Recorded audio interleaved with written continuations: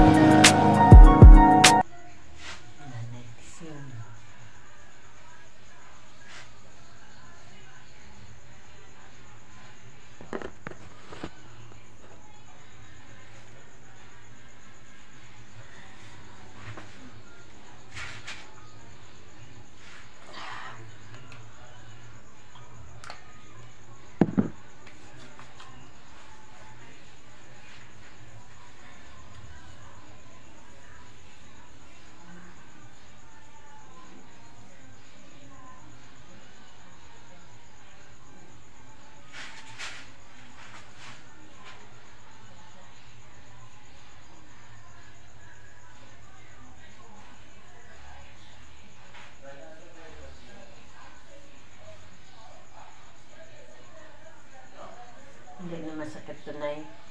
Hindi na. Hindi na.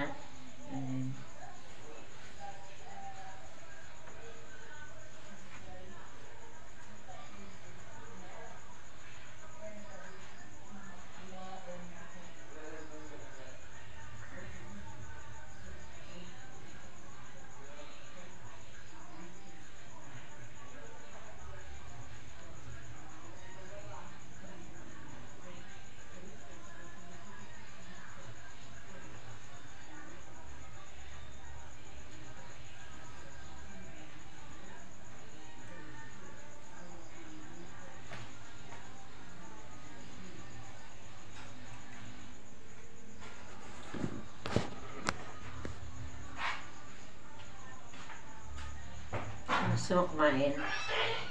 Avocado. Ay, ba nakita nga yung tinakpan ko dyan na avocado? Dyan sa may puti na baonan.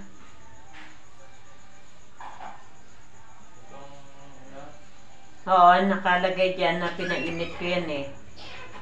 May ano, kutsara.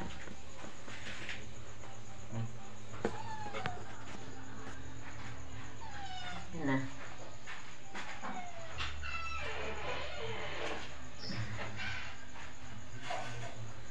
Tsaka pulbo pahingi para ma-preskuhan ito.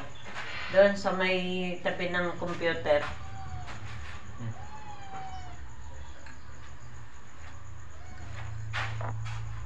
Yan guys, nag-blend ako ng avocado para panggabihan ng nanay ko. Pero pinakain ko na rin siya kanina ng na-blend kong may sayuti, may kunting manok. Nagtinula ka sa kanina guys.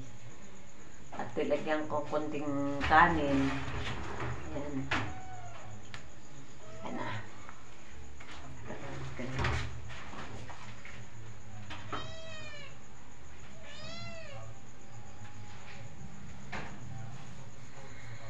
Ano mabango si Lola?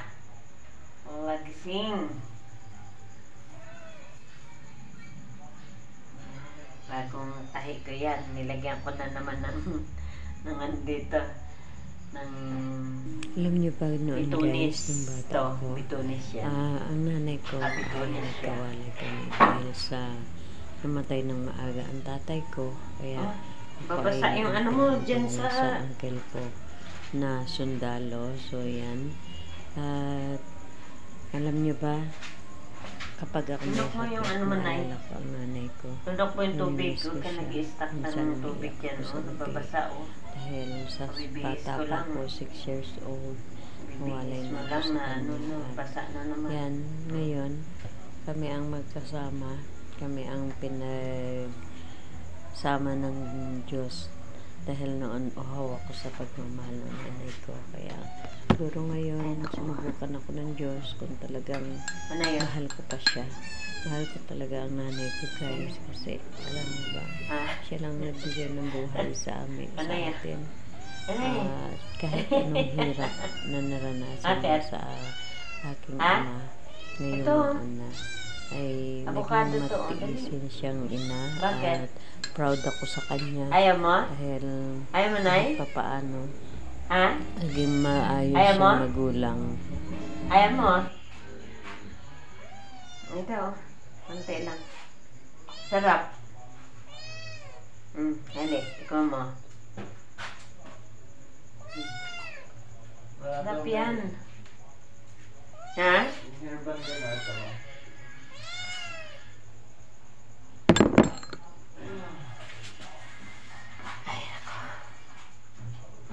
Ganay, lunok. Lunok na eh.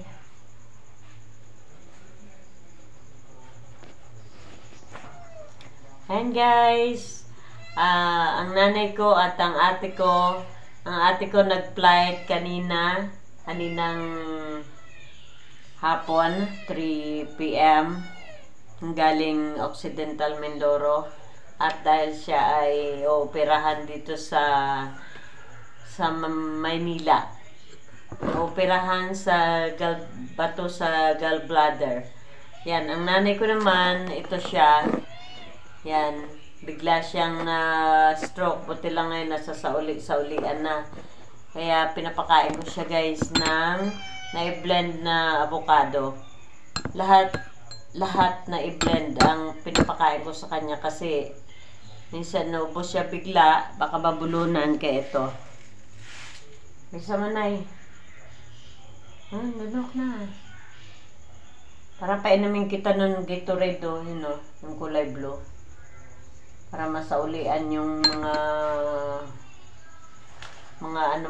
mga lakas na nabawas na mga ilang araw na hindi ka kumain ng maayos. Na? Nena?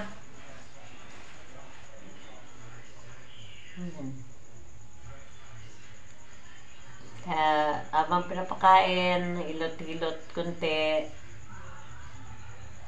Yan na bilisan mo.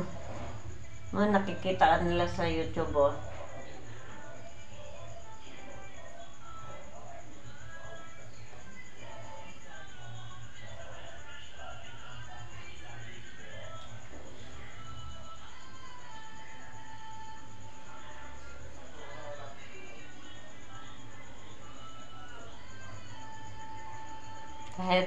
Kahit ganito kapayat ito guys. Pag binuhat namin dala ng anak ko, talagang parang maihi ka. Yan. Ayan o. Dali na eh.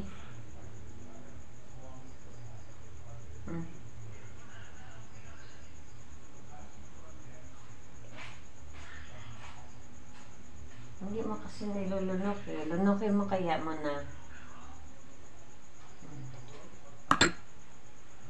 Lunok mo na eh.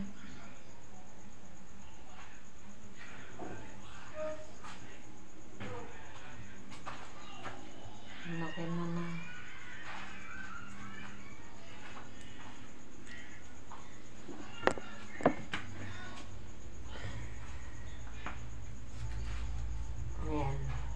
Hindi ko siya na bantayan.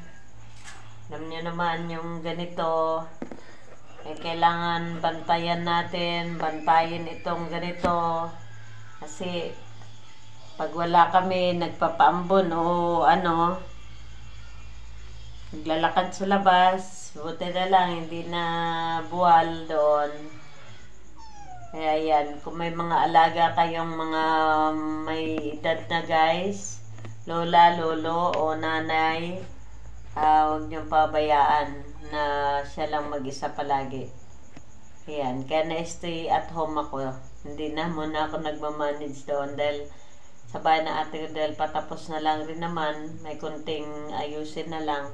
Kaya dito ako kay nanay. Alagaan ko na ayos ko siya. Kasi mahirap pag napabayaan lalo.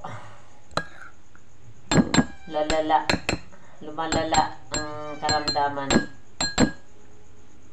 Yan ay. Yan ako na. Lunok ko na, Nay. Nay, lunok ko na. Sige na, lunok mo.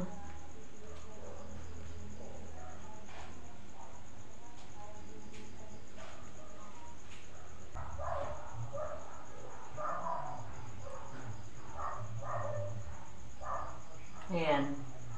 Nag-i-imbak siya ng pagkain sa bunganga niya. Hindi ko alam kung bakit.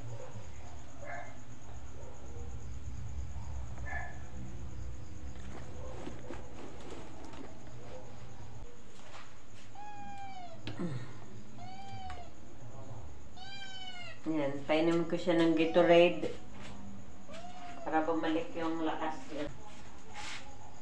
Dali.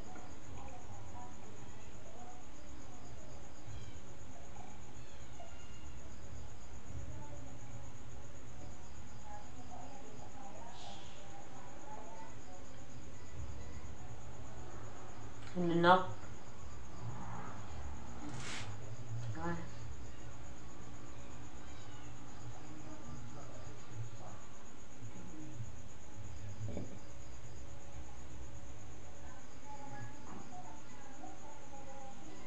Yan na, lunok mo agad.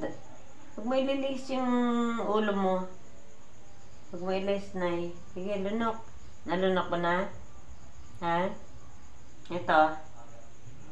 Kunti pa, o meron ba? Ay.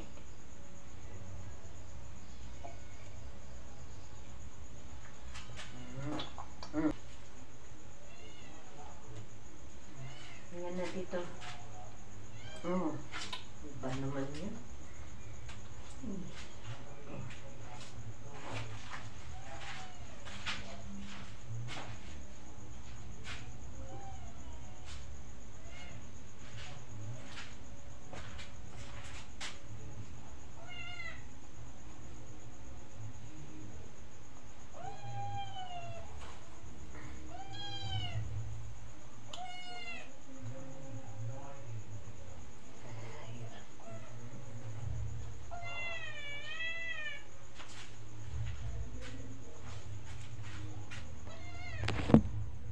And guys, subscribe to my YouTube channel, Derut Vlog, at lagi niyong tandaan na maging matiisin tayo, matyaga na mag-alaga sa may mga edad na at lalo pa sa mayroong karamdaman. Yan, bye-bye guys! Bye!